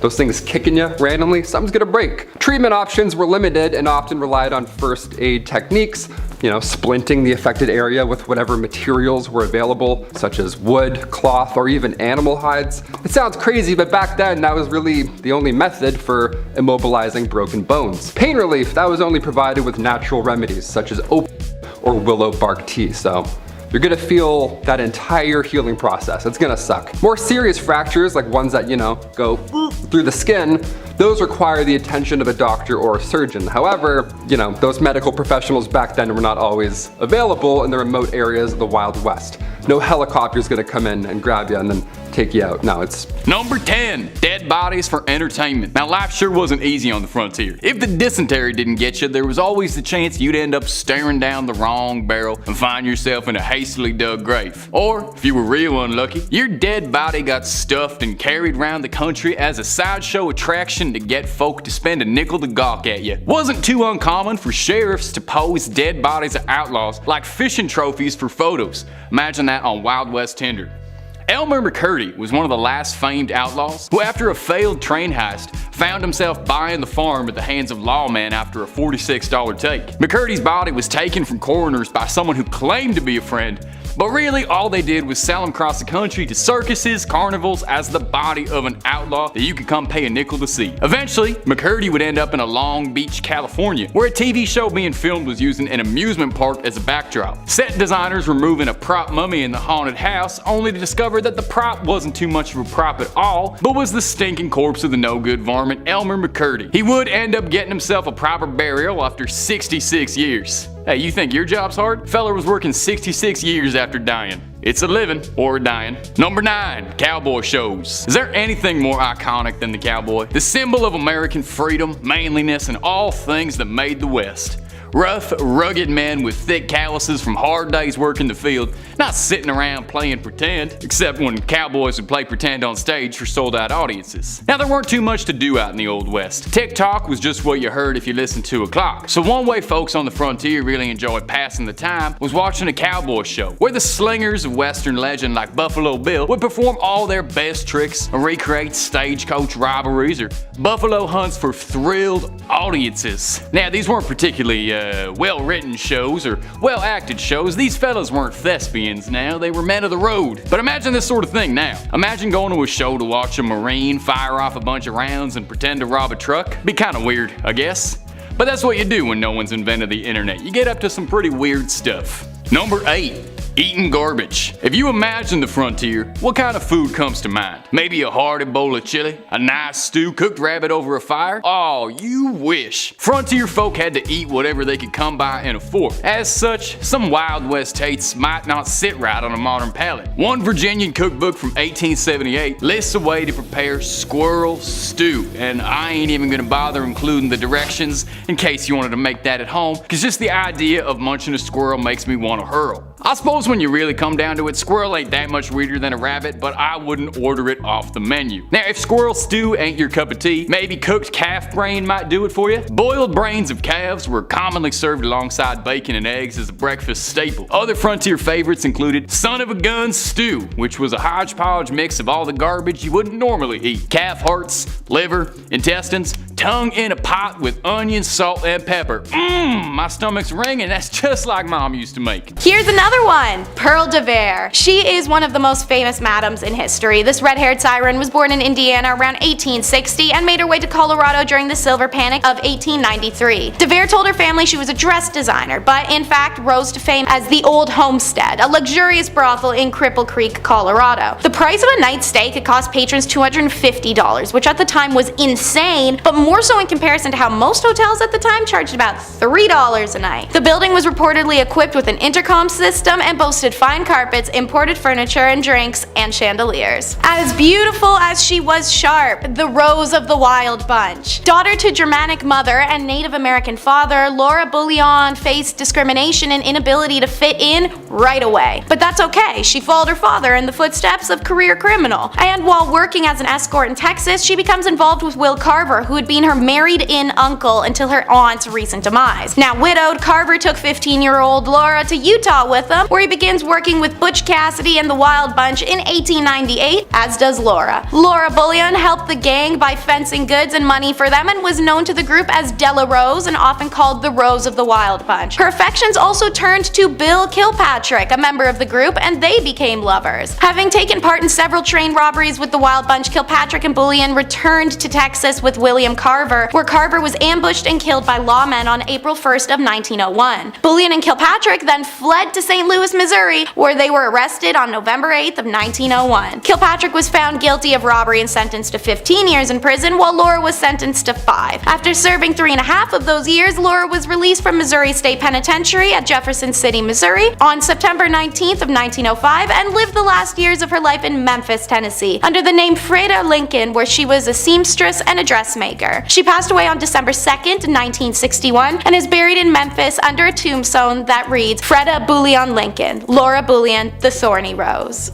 Next, Mary Ellen Pleasant, the most powerful black woman in the Golden Rush era. Historians indicate that Pleasant was most likely born a slave but got her freedom at an early age. She worked on the Underground Railroad as a young adult, ushering enslaved people out of the South and into the northern states. Like many others seeking their fortunes during the gold rush, Pleasant and her husband moved to San Francisco. Here, she works as a cook and waitress and a professional eavesdropper. I know we're all taught not to be nosy, but Mary Ellen learned from the conversations of wealthy patrons, intentionally listening in for valuable information. She took what she learned and began applying it as banking and monetary skills that launched her immediately upwards. She took what she learned to help build a substantial fortune and eventually became one of the richest women in the city. Pleasant was an astute investor whose portfolio included real estate, railroads, restaurants, boarding houses. Pleasant's wealth, however, could not shield her from racism. In 1866, a streetcar conductor in San Francisco refused to let her board because she was black. Outraged, Mary Ellen sued, and the case went all the way to the California Supreme Court. In a historic decision, the courts ruled that segregation on streetcars was illegal in California. However, in return, the Supreme Court reversed the damages Pleasant had been awarded in a lower court ruling. You win some, you lose some, and sometimes you get both. And now it's Donna Barcello. Described as the supreme queen of refinement and fashion, Donna Barcello was a prominent saloon owner and a professional gambler in Santa Fe in the 1830s and 1840s. Barcello was recognized for her charm and sharp business skills, which helped her establish as an influential member of high society during the heyday of the Santa Fe Trail. In 1835, Barcello opened a hotel and casino in the city center of Santa Fe. The establishment encompassed an entire city block and featured lavish decorations including chandeliers, drapes, mirrors, and imported furnishings. The casino became a destination for local socialites and trail travelers for its opulence. Barcello oversaw the casino's operations and regaled patrons as one of the card dealers, widely known as the best dealer of the card game Monte across the entire Southwest. Seeking trade deals and investments that increased her wealth and social status, exercised economic and political sway, she made her fortune from real estate and gold ventures in addition to her casino. And when the American civilian government established itself in Santa Fe during the Mexican-American War in 1846, Barcello allied herself with Americans and assisted them by providing information and at times money. Accounts and representation of Barcello were often embellished by those who had labeled her the Queen of Sin. Barcello continued to operate her casino through the 1840s and died in January of 1852. Upon her death, she left several residences, properties, and fortune to her family, including 2 adopted daughters, in addition to substantial contributions to the Catholic Church and the city of Santa Fe to be used for charitable endeavors. Next up is Sing Choi. She's also known by the name China Mary and was an unofficial leader of Tombstone's Chinese community in the 1880s who supplied labor and opened laundries, restaurants, gambling halls, dens, and a general store. The Old West will always be remembered as an era of cowboy, but during its peak years, Tombstone was actually controlled by a female immigrant. She arrived in Tombstone sometime around 1879, and at that time the Chinese population was 11 people, and she recognized the unprecedented profits waiting in the western boom towns. Mary's general store was in the center of Hoptown, a Chinese district of Tombstone. Mary's store dealt in both American and Chinese merchandise, and she gained a reputation as a universal accommodator. Everyone knew that nothing in Hoptown was done without China Mary's go-ahead, and so she was held in the highest of esteem throughout Tombstone society. She was an organized and shrewd business operator who had an attitude that discourse was bad for business. Her private police force handled any problem that arose within her community. Mary enjoyed the highest of respect. As a result, she could act as a sort of intermediary between her community and other ethnic groups. She was the conduit that made cooperation possible. She was not only a cunning businesswoman, but a sympathetic humanitarian and calculating capitalist. Mary was a genuine immigrant success story. Even as a woman in the Old West, she wielded real power. She died in December of 1906 from heart failure when she was 67. Flesh is in the name and it's her game. Susan LaFleche. This is the story of the first Native American to earn a medical degree. Born on an Omaha res in Nebraska as a young girl, she watched a sick indigenous woman wait all night for a white doctor who, after being called several times, just never came. The woman died the next day, and as Susan later wrote, she saw the need of my people for a good physician. Susan's father taught her her own culture and traditions and then sent her to the reservation's Presbyterian school where she learned English and then high school for further education to survive colonial society. She applies to the Women's Medical College of Pennsylvania. It's a bold move on her part because even during this time, the most privileged of white women of America faced enormous backlash when attempting a medical degree, let alone a poor native girl. Despite this, she graduated a year early and first in her class. Rejecting a potentially comfortable life on the East Coast, she returns to the Omaha reservation and became the sole doctor for more than 1,200 people across 400 plus miles, and she was only 24 years old. She marries, she has 2 kids, and she never stops. In fact, she keeps going till she has enough donations and supplies to open the first hospital on a reservation that was not funded by the government. Unlike the absent doctor that she remembered from her childhood, Susan helped anyone who needed it, regardless of race or ethnicity. On September 18th of 1915, Susan passes away. She worked hard to build a bridge between 2 worlds as her father advised, and it was evident at her funeral. 3 priests eulogized her, culture, but it was a member of the Omaha tribe who delivered the final words in the Omaha language. And now for the last lady on the list, Kathy Williams, who also went in reverse as Williams Cathay from 1866 to 1868 with the famed Buffalo Soldiers who patrolled the 900-mile Santa Fe Trail. She was the first African-American female soldier to enlist in the Army. She's the only documented black woman to serve in the Army in the 19th century, and she's the only known black female soldier to be a part of the Buffalo Soldiers. Post-war job opportunities for newly freed slaves and for African Americans in general were non-existent, so many had no choice but to turn to the military service for employment stability, but also newfound access to healthcare, education, post-war benefits by way of pension. Her enlistment starts in November of 1866 in St. Louis, Missouri. A cursory examination by an Army surgeon should have outed Williams as a woman, but since the Army didn't require full medical exams at the time, she was minty. Eventually, her third round with smallpox has a surgeon discover her secret in 1868. The post-surgeon found out I was a woman, and I got my discharge. The men all wanted to get rid of me after they found out I was a woman. Some of them acted real bad to me, Williams said. Once again, dressed as a man, Williams signed up to an emerging all-black regiment, the 38th U.S. Infantry, which would eventually become part of the legendary Buffalo Soldiers. These units dotted out the landscape of the American West and showed tremendous skill and valor in a range of duties. They fought in skirmishes with indigenous people, escorted vulnerable wagon trains, built forts, mapped the territory, protected white settlers, all with subpar equipment and a lot of racism towards them. In trying to make a life for herself, Williams could not have known her story had traveled. It landed with a St. Louis Reporter, and in January 2nd of 1876 edition of the St. Louis Times Daily, Williams officially became a headline when her story was published. Accounts say she died in 1893, shortly after being denied disability compensation required for her illness. Not for being undeserving of it, but simply because they couldn't grant it to her due to the fact she lied about being a man. Kicking off our list at number 10.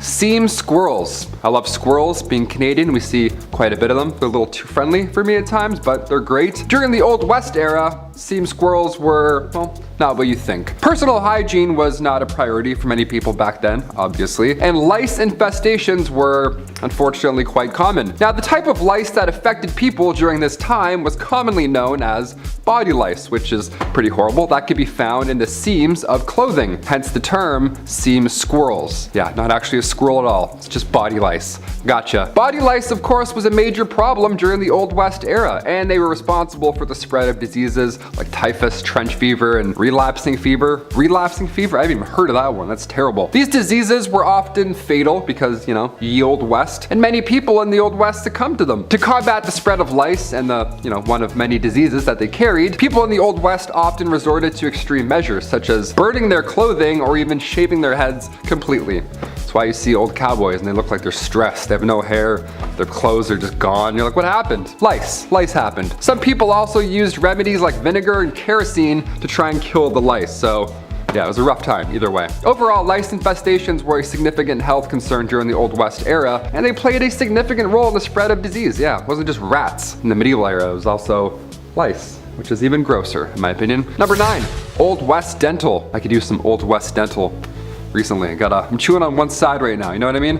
In the Old West, dental hygiene was not a priority for everyone. They couldn't afford it. And also, dental care was often very sparse. You couldn't really find it anywhere for that matter. People generally didn't have access to modern dental tools or products, and many did not have regular access to any dentists at any point in their life, which is a sad but real fact. That would suck, I'm terrified. However, there were some basic dental hygiene practices that people in the Old West may have followed to keep their teeth, somewhat in their heads, keep their gums not rotten. Didn't do much, but it did something. There were toothbrushes. Not many, but wasn't as good as Oral-B. There was some stuff. More often than not, you'd have to use twigs or chew on mint, that kind of natural survivor stuff. Some people may have also used a cloth or a rag to rub their teeth clean. Yeah, don't forget your tooth cloth before you go on vacation, I guess. Gotta and then put it back in your pocket. Your old woody teeth, gotta rub those. Access to professional dental care was limited in the Old West. Some towns, had dentists, but all they did back then was just pull out the problem.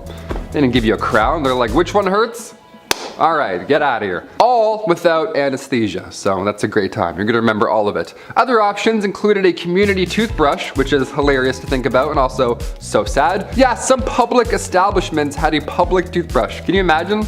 Go out, have a little brush, check your teeth. All right, cool. I'm gonna go back to the bar. I'm gonna be sick. I'm gonna actually throw up right now. Number 8, no spitting. Spitting was a common habit back in the Old West. You see it in movies and parodies. They're always spitting on the ground and stuff. Well, it's because it's real. It's a real fact right there. It wasn't officially outlawed. However, many towns and cities did prohibit spitting on sidewalks and inside of public buildings because, yeah, please don't do that. Thank you so much, sir. This was largely due to concerns about hygiene and, of course, like I said earlier, the spread of disease. In addition, spitting was considered rude and uncivilized behavior. Yeah, of course, and many people were offended by it. Middle of conversation, guy just spits in between your feet. I'm like, wait, don't do that. Please don't do that ever again. Some businesses even had signs asking customers to not spit on the floor. Can you imagine what kind of shithole you're in? You have to ask people not to do that. There was also social norms in place that discouraged spitting in certain situations. For example, it was considered impolite to spit in the presence of a woman or in formal settings, which, yeah, I agree, still do that today. That's great. Despite these efforts to discourage spitting, it remained a common practice among cowboys, miners, and other workers in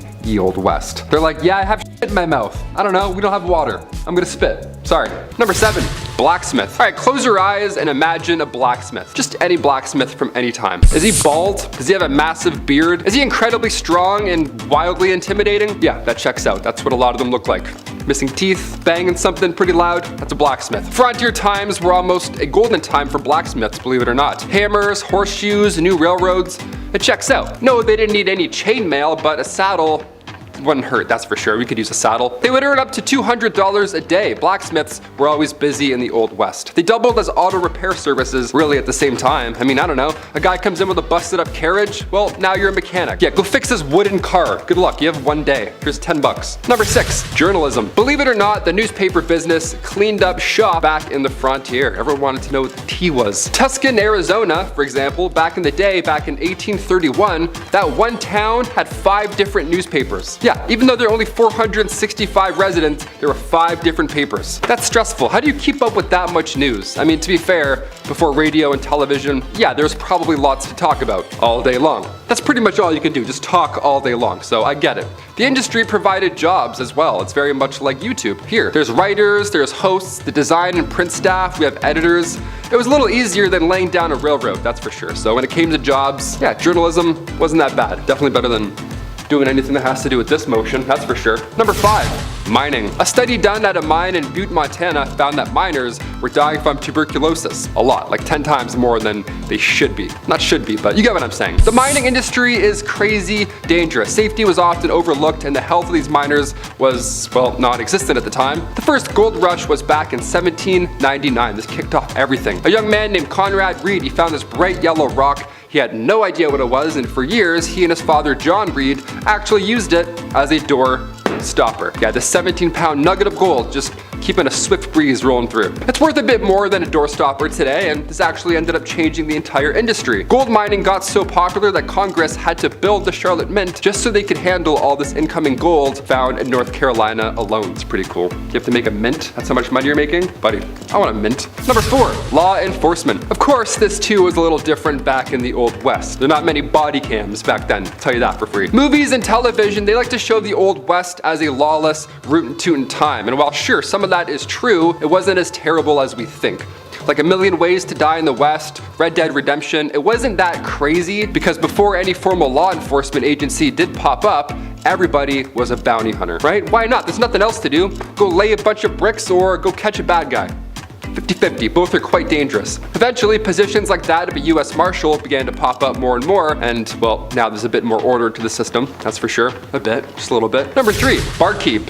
All right, I love pubs, big old fan of pubs. Never been to a Wild West rootin' tootin' pub, but I'm in no rush. They always have weird drinks like venom snake juice or whatever, like spider ale. I'm like, I don't want any of these poisons. How about a beer? Just a beer, thanks. Bars in the Wild West, not so fun. Not a lot of open mics going on back then in the 1800s. No karaoke night back then. See, back then, these saloons were just for business. That's it. You don't have a mustache and a business plan, ghetto. In the 1850s, saloons would price their drinks depending on how far away you had to travel. Can you imagine that? In the Yukon, their shot of whiskey was 50 cents a pop. Now, that was a lot back in the day, but if you were to ask for the same drink in a local saloon, say in, I don't know, Colorado, it'd be a lot cheaper. Pretty ruthless. That's rootin' tootin' ruthless. The odd time you would have poker, dice, maybe some guy in a piano with some jazz fingers, sure, but most of the time, business only. When saloons first popped up in Wyoming back in 1822, most of the time, it was only reserved for lawmen, miners, or gamblers. If you don't have any of those three, you're thirsty. Go gamble, go grab a dice and come back. Number 2, resurrectionalist. Yeah, you don't see a lot of these guys around anymore, eh? Wonder where they all went. A resurrectionalist is exactly what it sounds like. It's very gross. You're trying to bring someone back to life, I guess. Not really. These guys were responsible for digging up dead bodies, and then they would sell them to medical schools in the West. Now, remind you, this was the late 1820s, so yeah, it was fine, I guess. This practice began in Edinburgh, Scotland. The medical science community was on the up and up, but in order to study new medicines, you know, to avoid the next plague or the next toxin rolling through your system, they needed these guys to come in and do the dirty work. Today, the medical community is a bit different. We're a bit, you know, smarter with things, but hey, never say never. A resurrectionalist might come back to life and be a new profession. How ironic. And finally, number 1, medicinal showman. Yes, we'll end on this note. Step right up and see something that doesn't work. A fake product. Yes, here we go. I'm doing a fake shoe. A fake shoot, a fake show. I don't know. Back in the Wild West, the 1860s to the 1890s specifically, they had what's called medicinal showmen, right? You won't believe your eyes. You have strep throat? Come on up. Here we go. Definitely gonna fix that. These guys would go town to town selling elixirs and tonics, whatever, but it was all about the pitch. That's pretty much all they had. They would have pawns, like their buddies, run ahead into town and then plant themselves in the audience before these random medicine shows. That way, when the world's greatest showman doctor arrives, he randomly picks an ill patient that he knew was there, and then boom, just like that, he's cured. Almost like a magic show, right? Some would think. Full of lies. One of the most successful of these elixirs was the elixir made by John Healy and Charles Bigelow. It was a mixture of herbs, roots, and animal fat, and it was wildly popular. They toured with this elixir. They had to tell everybody in every town. They said it could treat any illness, but in reality, it was just a laxative. Just a mess. Just a show, really. Number 10, bounty hunter. Wanted dead or alive. The kind of thing that instills an idea of a character that would go out into the wilderness alone to hunt down criminals like Texas Cheddar over there, and would be despised by all those they encountered. But that's not actually how it really was. You see, bounty hunters as we think of them today weren't really like that in the 1800s. Bounties were usually taken up by public peace officers, private detective agencies, or companies like Wells Fargo & Co. Many sheriffs and marshals, such as myself, Sheriff Stringbean, took up these bounties to make up for the little amounts of money they make from their day jobs. The actual term bounty hunter referred to mercenaries who would join up with an army for the bonus of enlisting. On top of that, the reward for capturing criminals like Texas Cheddar wasn't even called a bounty. It was actually called a bail. Sorry to ruin your day. Number 9, gravedigger. What does a monster truck and a weird dude from Kakariko Village have in common? If you said the foundation blocks that made up my childhood, then you win a prize. What's the prize? A big old kiss from me. In all reality though, towns in the Old West were interesting places, where there were always 2 constants. Sand, and folks would probably end up in the ground, or that sand. So after the proper proceedings had taken place when someone croaked, it was time to dig a hole. Or in these poor souls' cases, a lot of holes. Cholera outbreaks would keep a gravedigger busy for days. However, I thank the gravediggers for their service. I mean, someone had to do it. People like to give them a bad rap because they spend all their time with cadavers. That doesn't mean they're weird social outcasts. Well, except for Dompe and Seth from Red Dead Redemption, and well, the ones from Hamlet. Those guys are pretty weird, actually. Oh boy, maybe we should just keep our distance from them. I don't know, I'm getting out of here. Number 8, saloon owner. Saloons are about as synonymous with the Old West as a single tumbleweed blowing in the wind, moving from stage left to stage right. Just about anyone could be a saloon owner too, from Festus down the street to the previous sheriff to a fancy gambler. The saloons of the Old West outnumbered churches 100 to 1, and are any of us really surprised? You'd see one general store, one doctor, if you're lucky, and then like 3 saloons all on the same street. It's actually probably one of the most usual jobs on this list. It was also one of the most accessible jobs, usually being what people turned to when other avenues of employment ran dry. It would even be what you did while saving up money to buy farmland or to run for your office in your government. And in a town where everyone and their moms knows you as the guy who serves the liquor, you ain't gonna have a hard time getting elected. Wow, I kinda wanna be a barkeep now. Number 7, duels at high noon. Let me paint a picture for you, partner. It's a warm summer night, and you find yourself sitting at a card table in a saloon that's named after a barnyard animal. The piano is blasting a ragtime tune as waiters bustle about, serving drinks to unruly cowboys that fill the establishment. In front of you are 3 unsavory characters, each more than the next. As the night goes on, so do the poker chips. And when one gentleman ain't taking kindly to his losses, some insults about each other's mothers are exchanged. A powerful slap reaches the man across the poker table, matching the energy of Will Smith on an Oscar night. Too soon? I don't know.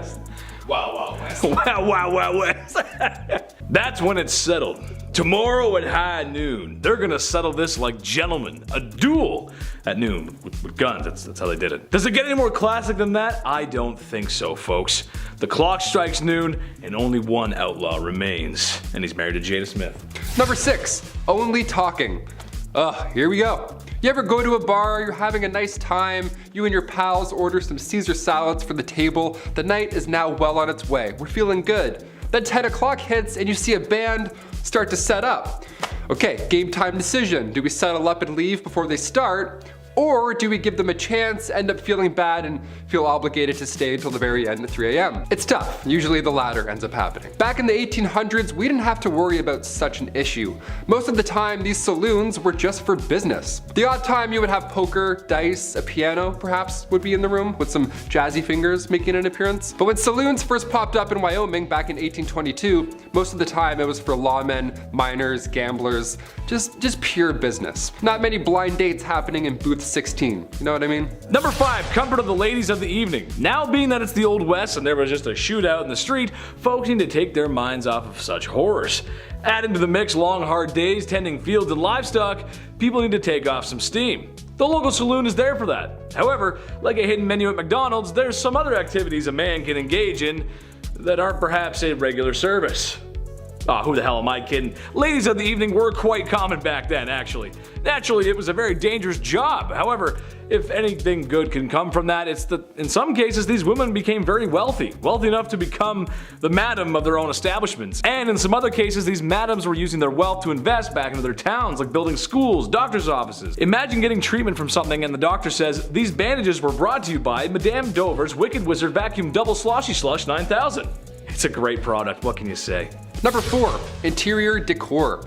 We've seen a Western saloon in movies. More often than not, it's the swinging door. You know, the classic, they always kick it in, boom, and dust everywhere and all over the place. Dust gets all on people's meals, the classic. You sort of need to kick those doors open, kind of, also. Because if you go through slow, it's just weird. It like pushes your clothes back. You need that cowboy momentum.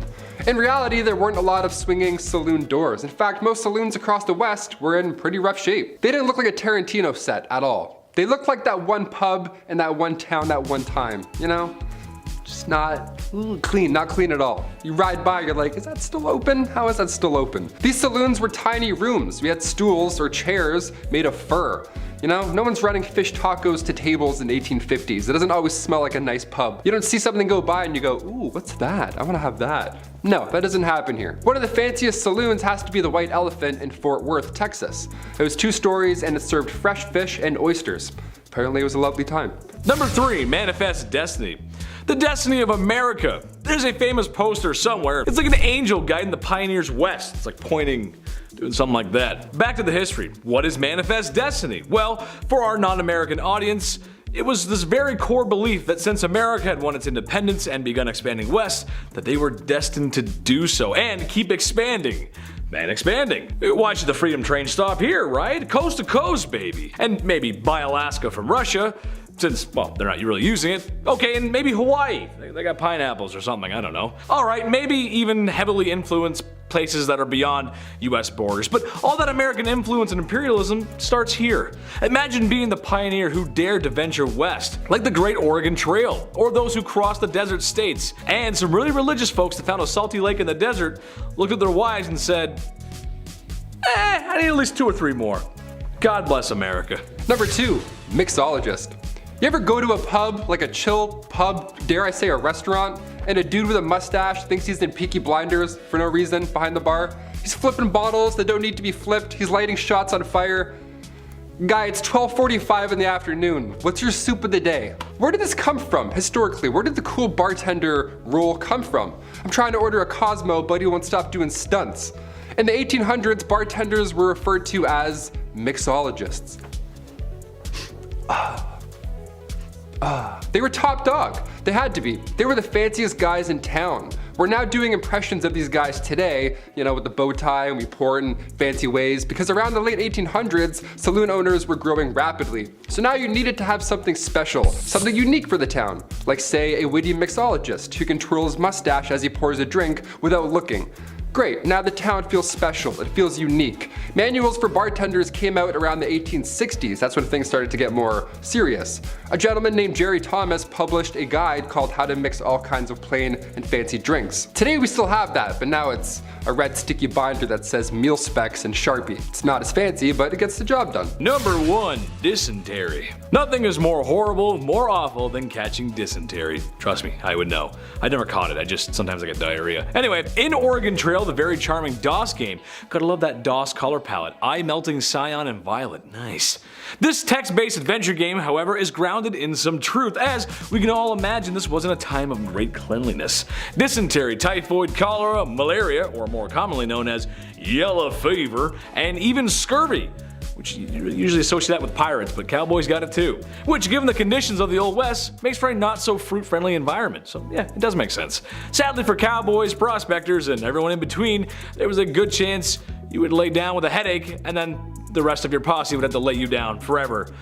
In the ground, partner. Starting our list off at number 10, a banker. Today, online banking is easy, right? It's a little bit too invasive at times. I don't know. I get an email from my bank. It's like, Mr. McWaters, do you want to provide for your family? I'm like, chill, relax. Back in the Old West, you didn't get a courtesy check-in email. You didn't have overdraft. In fact, the United States national banking system, well, it didn't even exist until 1863. Before then, you'd have what were called wildcat banks. And, well, these were pretty fun. Here we go. What they would do is wildcat banks, they would take deposits for a short amount of time, collect your life savings, and then unannounced randomly, they would disappear overnight. Just take all your money and then run for the woods. How horrible is that? Imagine going to the bank the next day and it's gone. The bank's just not there. You're standing there with a card. Like, hello? Where did I put this in? You're telling me they pretended to be bankers for months at a time? Fake mustache, oh hello sir, good morning. Stamping things that aren't even real. They did all of that and then they just ran away with all of your money. That's wild. I get it now. I get it. The Wild West. After 1863, a noble profession was to work at a bank, you know, and not screw people over for thousands of dollars. The Hudson Bay Company, Wells Fargo, these are all names that began because of these fake Looney Tune wildcat banks. So next time you see your bank call, be thankful. Don't be stressed, be thankful. They've got your back. They're not gonna run away overnight. Number 9, ranch work. Alrighty, I can't do yard work. I don't know if you can tell by my physical being, but I can't lift a brick. My back doesn't allow me to reach the floor. A weird curve in the back, I don't know. Pulling weeds physically hurts my soul. Or maybe I'm just lazy. One of the two, I don't know. Either way, the Old West would have been the end of Taylor McWaters. To be a cowboy, it meant lots and lots of ranch work. It wasn't all yees and haws and kicking around. A lot of the time you were protecting your cattle. That's stressful, right? All that meat just sitting there in the 1800s, good luck. Cowboys earned between $25 to $40 a month. Yeah, which sounds laughable now, but today that would be around $1,500 a month, which is fine. I mean, for a cowboy, I don't know, it's a bit less than. Do cowboys get sick days? Probably not. They probably just get sick. Number 8, railroad work. This is one of the few jobs from the Old West that I actively see every single day coming to work. Living downtown, they're always adding trains and bridges and not finishing any of them. And ideally, you don't want any toxic substance traveling down those lines, right? Fingers crossed. Well, back in the Old West, railroads were meant to assist the booming mining and ranching industries. Thing is, there weren't enough hands. There was not enough to keep up with the rate that they needed to. Like, who's gonna build a railroad? You know, who was the first person? Railroad workers, monthly, you'd make around $1,000, and this brought a wave of immigrants to the West. The Union Pacific and the Central Pacific Railroads, they all lay over 1,700 miles. Now, making this actual railroad, it destroyed the bodies of these workers, but without it, American history would not be the same. Couldn't imagine making a railroad. That is exhausting. Number 7. Lady of the evening. I talk about these ladies a lot, I know. Not because I want to, but because that's history, baby. I mean, not that there's anything wrong with that. I'm window shopping only these days anyways.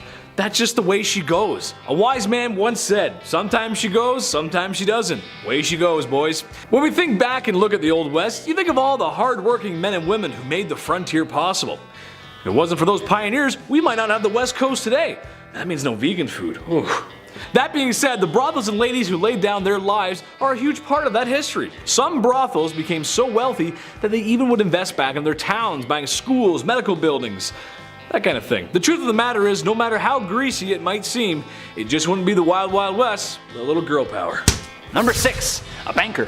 Look, it ain't really unusual, but you get shot at a lot. Bank robberies were not just in movies, no sir. To be a banker these days came with the territory of inviting unwelcome weapon-wielding bandits to hold you up. Apart from robberies, these banks had pretty much zero regulation too, so fraud and mismanagement was pretty commonplace. It's almost safer to keep your savings in a vault at home. Almost. A lot of the time, these banks were just a couple of fellers in town who teamed up, pulled their money together, and opened a community bank. You can kinda guess how this probably wouldn't be the most trustworthy of monetary depositories. But they were absolutely essential for some people, especially those in the cattle business, where you would see around $50,000 to $100,000 exchange hands in some of those transactions. That's a lot of money back then. Heck, that's a lot of money right now. To me, at least. Applications for a sugar mama will be received in the comments below. Number 5, gambler. You gotta know when to hold 'em, know when to fold 'em, and know when to walk away. Anyone who spends time in front of a slot machine will tell you that it can be a dangerous game. Many have claimed to won it big, all whilst envelopes with red print pile up at the front door. Final notice? Pfft, that means another spin, baby. Well, this is a similar story of the Old West, but instead of a one-armed bandit, there were actual bandits with 2 arms and guns. Yikes. It's a game of poker, lies, bluffs. Playing the wrong hand could wind up turning sour. The gamblers are the type of guys who roll into town in the shiniest clothes and stay in the best places. And right before you notice you've been cheated at the poker table, he's already cashed out. Number 4, milliner. Hey, I have a proposition. So we have hats for men, right? Now, what if we employ someone for the sole purpose of, get this, making hats for women? Well, Jebediah, we have that. That would be the milliner down the road there. If you were a high fashion lady in the 19th century, then you would have definitely come into contact with these fine sellers and makers of women's hats. They were usually located in bigger cities where the higher end families would either live or spend their time. And you should take a look at some of these hats. They are works of art. Maybe some are a little whack, but hey. Number 3, con man. You'll like this one, guys. You're gonna like this one. There's nothing more peculiar, more strange, more theatrical than a snake oil salesman. Where would John Marston be without Nigel West Dickens? I don't know. They were traveling salesmen who were swindlers, liars, crooks, thieves, selling pseudoscience products to folks who just didn't know any better. It would work something like this. I would show up in town with my traveling cart of wares and mysteries. There, standing on a small crate, like the one I'm standing on right now, I would give the town my best sales pitch. Introducing Dr. Andrew's new and improved Life Vigor supplements. Here before you find folks is a tall bottle of rejuvenation, made from the finest ingredients across the globe. Ginger, ginseng, milkweed, red sage, English mace, golden currant. And as if that weren't enough, Dr. Andrew's new and improved Vigor supplement has the minerals and vitamins that carry you through a long day's work in the fields. Vitamin A through K, copper, iron, potassium. This bottle here is not to only put a pep in your step and refill your stamina, but also cures what ails you. A proven cure for fever, chills, indigestion, cholera, yellow fever, dysentery, and even known to help heal broken bones. Modern science has brought this gift to you today, ladies and gentlemen. And all you have to do now is say yes. Say yes to rejuvenation and yes to Dr. Andrew's new improved Vigor supplement. I think you guys get the point. $49.99. Number 2, a photographer. Want to never smile for eternity? Get your picture taken in the Old West. During the 1860s and 70s, the frontier was a wondrous, exotic place, which made it an excellent place to be a photographer. Sure, you had people who could draw and paint the landscapes and the people of the place, but people were distrusting of artists' interpretations. Pictures sold you the place exactly as it was. The high-quality images were in high demand. Every government survey and all the major railroads had official photographers. Photographs made for excellent evidence of plots of land, mines, and other structures for investors. But that's boring. More excitingly, Common people with a bit of money would often go and get really not grim, not boring pictures taken like this. Number 1, gunslinger. I bet you when someone says Wild Wild West, the first thing you think of is a gunslinger. A cowboy riding his horse into the sunset, with his cowboy hat and big iron on his hip. Every step into the saloon is echoed with the jingle jangle of spurs on the heels of his leather boots. No, this isn't a country singer concert. This is the Old West, the life of a lonesome gunslinger and outlaw, riding town to town, either getting away from trouble or looking for it, really. The same kind of folks who got their name up on a wanted poster. Just be sure Sheriff Stringbean ain't around to look for you, that's all I can say. Also, fun fact, bounty hunting is still allowed in the US today. That's crazy, who would have thought?